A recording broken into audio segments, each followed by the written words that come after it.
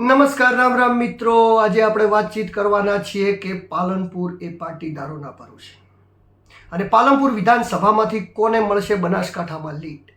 આ વિષયની આજે આપણે ચર્ચા કરવાના છીએ અને ખૂબ જ રોમાંચક ચર્ચા કરવાના છીએ. પણ એ પહેલાં જો આપ મારા વિડીયોમાં નવા આવ્યા તો મારી ચેનલને લાઈક, સબસ્ક્રાઈબ કરવાનું ન ભૂલતા અને વિડીયોને બને એટલા સુધી શેર કરી દેજો, જેથી આપણે આવી અદ્ભુત માહિતી ઘણા બધા લોકો સુધી પહોંચાડી રહીએ. તો મિત્રો, વાત કરીએ બનાસકાંઠા લોકસભાની ચૂંટણી. હવે ગણતરીના દિવસો જ રિઝલ્ટને બાકી રહ્યા છે અને 4 જૂને પર્દાફાશ થઈ જવાનો છે કે કોણ બનાસકાંઠાની અંદર જીતે છે અને કોણ હારે છે. પણ એ પહેલા રોમાંચ વધારતા શું આજે આપણે જણાવવાના છીએ કે પાલનપુરની અંદર કોને મળશે લીડ. તો જ્યારે પાલનપુર વિધાનસભાની અંદર મિત્રો આપણે ફર્યા ત્યારે શું હતા સમીકરણો અને કઈ રીતે જાતિગત સમીકરણો રચાયા એની આપણે પહેલાં વાતચીત કરવાના છીએ અને ત્યારબાદ એનું મતમાં કેવી રીતે પરિવર્તન થયું એના વિશે આપણે ડિટેલમાં આજે ચર્ચા કરવાના છીએ. તો આપ મારી સાથે મારી વિડીયોમાં બનેલા રહેજો.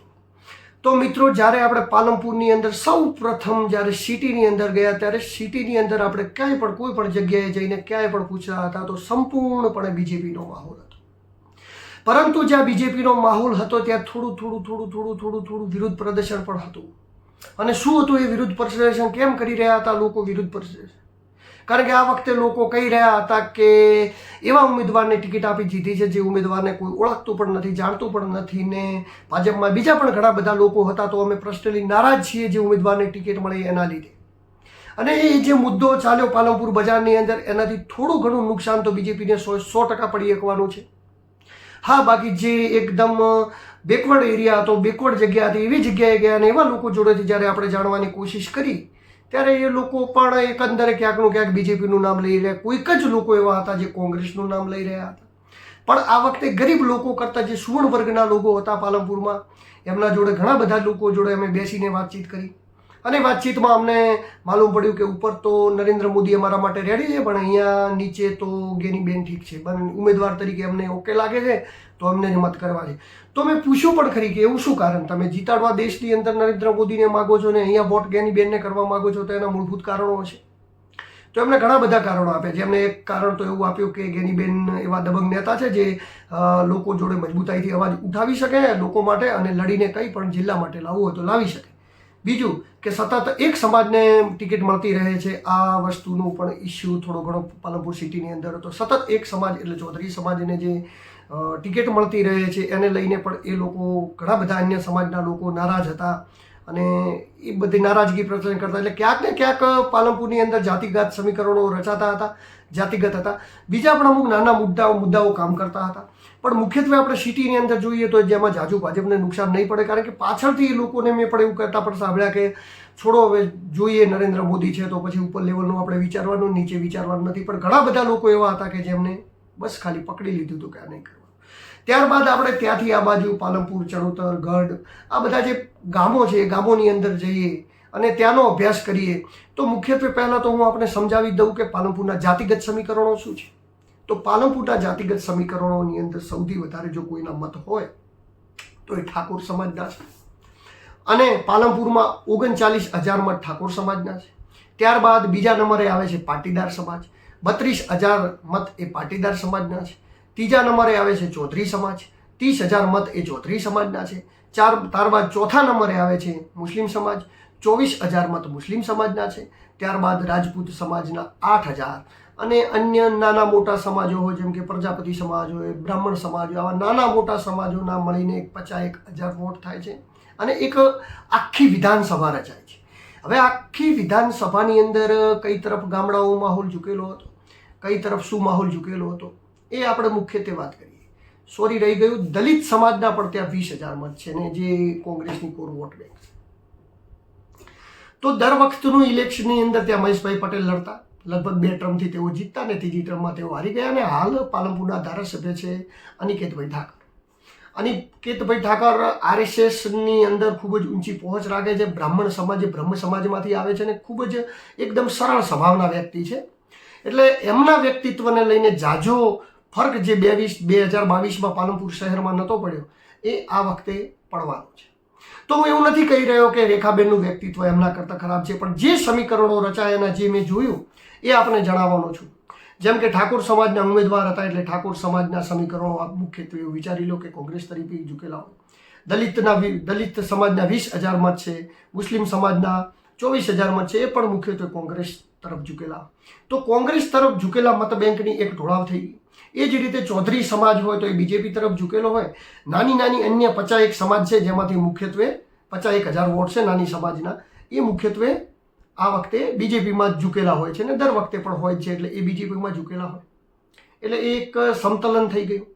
ત્યારબાદ પાટીદાર સમાજ ઉપર અહીંયા મોટો દારોમદાર રહેલો છે ને એનું કારણ પણ છે કે કેમ રહેલો છે. એનું આપણે વિશ્લેષણ પણ ટૂંકમાં અને ખૂબ જ વિસ્તારપૂર્વક આપને હું સમજાવવાનો છું.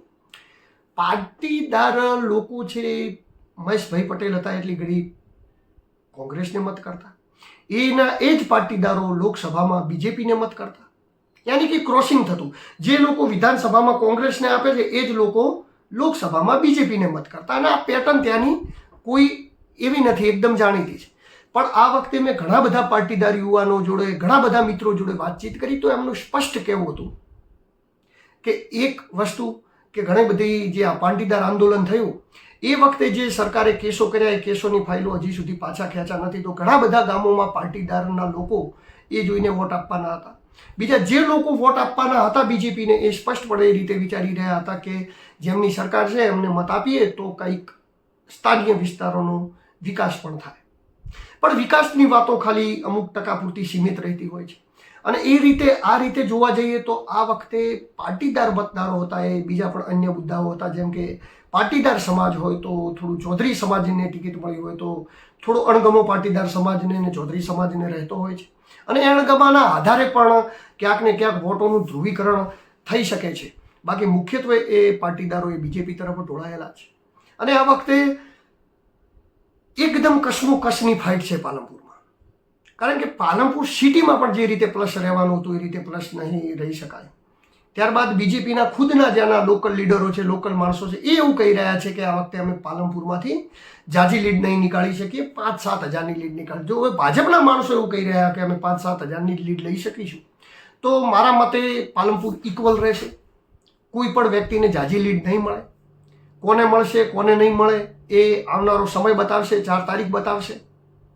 પરંતુ જે અંદરના જે સમીકરણો હતા, જેમ કે પાટીદારના ગામડાઓ હોય, ઠાકોરોના ગામડાઓ હોય, ચૌધરીયાના ગામડાઓ હોય, તો સ્થાનિય લેવલ ઉપર આપણે ગયા તો ચૌધરી સમાજની અંદર જાજો કાંઈ એટલો બધો વિરોધ હતો નહીં આ વખતે. હા, થોડી ઘણી ક્યાંક નારાજગી હતી કે ચૌધરી સમાજના અમુક અનુભવ નેતાઓ રહી ગયા, જેમ કે હરેશભાઈ ચૌધરી, સદભાવના ગ્રુપ ખૂબ જ મોટું નામ છે. તો પણ ક્યાંક ક્યાંક યુવાનોમાં એવું જોવા મળ્યું કે હરેશભાઈ હતા, ખુદ ડૉક્ટર હિતેશભાઈ હતા, તો ડૉક્ટર હિતેશભાઈને પણ ટિકિટ આપી હોત તો પણ એટલી બધી નારાજગી નથી. પણ એ લોકો એવું કહી રહ્યા હતા કે ડૉક્ટર હિતેશભાઈ મતલબ રાજકારણ સાથે જોડાયેલા છે પરંતુ રેખાબેન જોડાયેલા નથી ને ડાયરેક્ટ મહિલા ઉમેદવાર તરીકે ટિકિટ આપી થોડું અસમંજસમાં નાખે એવું સમીકરણ હતું. પણ પાછળથી એ લોકો કહી રહ્યા હતા કે હવે સમાજની વાત છે એટલે બીજું કંઈ જાજુ આમાં કરવાનું થતું નથી, આપણે સમાજની સાથે રહેવાનું છે ને જે પણ આપણે અણબનાવ છે એ ઇલેક્શન પછી જોયો જશે. એટલે એમાં કંઈ જાજુ નુકસાન મને લાગ્યું નહીં. પાટીદાર સમાજમાં મને થોડું ઘણું નુકસાન લાગ્યું. એની અંદરના ઘણા 2-4 કારણો હતા. થોડુંક જે પાટીદારો ઉપર કેસ થયા પાટીદાર સમાજ ઉપર એને લઈને થોડું નુકસાન હતું. અને એવા નાના મોટા થોડાક જ મુદ્દા હતા જેને લઈને હતું. ઠાકોર સમાજ જે બીજેપીને મત કરતો હતો ને આ વખતે નહીં કરે, કારણ કે ગેનીબેન ઠાકોર હતા એટલા માટે એમના મતો ત્યાં જવાના છે. મુસ્લિમ સમાજે આ વખતે થોડું મતદાન વધારે કર્યું છે કારણ કે એમને એવી આશા હતી કે બનાસકાંઠાની સીટ નીકળી જશે. ત્યારબાદ વાત કરીએ કે દલિત સમાજની અંદર ભાજપ કોંગ્રેસ જે રીતે ચાલ્યું આવ્યું છે, મુખ્યત્વે કોંગ્રેસની વિચારધારાવાળા લોકો છે. પણ આજકાલ હવે શું છે કે ઘણી બધી યોજનાઓને આમ તેમ ફાયદાના કાંઠે એ પણ ભાજપને મત કરતા હોય છે તો એમાં પણ ધ્રુવીકરણ થઈ જશે. સૌથી મોટું ક્ષત્રિય ફેક્ટર હતું પણ અહીંયા ક્ષત્રિય સમાજના જાજા વોટ નથી, 8 થી 10 હજાર વોટ છે. પણ આ વખતે મને ક્ષત્રિય યુવાનો એવું કહેતા સંભળાયા કે જેઓ બીજેપીને મત કરતા હતા, એવું કરતા હતા, એવું કે અમે મત કરવા તો ગયા એ ટાઈમે અમને એવું લાગ્યું કે કોંગ્રેસને તો મત ના જ કરવું જોઈએ, તો એ લોકોએ નોટોમાં મત કરીને આવ્યા. એટલે એવા ઘણા લોકો નહીં હોય પણ નોટોમાં પણ થોડા ઘણા વોટ નીકળી શકે છે કારણ કે લોકમુખીથી જે સાંભળવા મળે છે સત્ય હોઈ શકે. અને ઘણા બધા એનાલિસિસ, ઘણા બધા અન્ય સમાજના ઘણા બધા લોકો હું ગ્રાઉન્ડ ઉપર ફરી અને જે પાલનપુરનું જે એનાલિસિસ કર્યું એમાં મને આમ એકદમ કોઈ પણ પાર્ટી લીડ કાઢતી હોય એવું મને બિલકુલ જોવા ના મળ્યું. એકદમ કાંટેકી ટક્કર છે. કદાચ કોઈ પણ પાર્ટીની લીડ મળશે તો 2000-5000 મતની મળશે. તો મિત્રો હવે આપણે એક જ વિધાનસભા બાકી રહી છે, દોતા વિધાનસભા, અને એના પછી આપણે આખો એક્ઝિટ પોલ બતાવવાના છીએ આખા જિલ્લાનો ને કોણ જીતી રહ્યું છે એ ઇલેક્શનની 4 તારીખ પહેલાં આપણે કહેવાના છીએ. એમાં આપણે સાચા પણ પડીએ કે ખોટા પણ પડીએ, પણ એ આપણને હું જરૂર જણાવવાનો છું. તો પ્લીઝ મારી ચેનલને આપ લાઈક કરી દીધું, સબસ્ક્રાઈબ કરી દીધું, મારી ચેનલ સાથે બનેલા રહેજો જેથી હું આપણને આવા નવા વિડીયો બતાવતો રહું. તો નમસ્કાર, હું દિલુ ચૌધરી.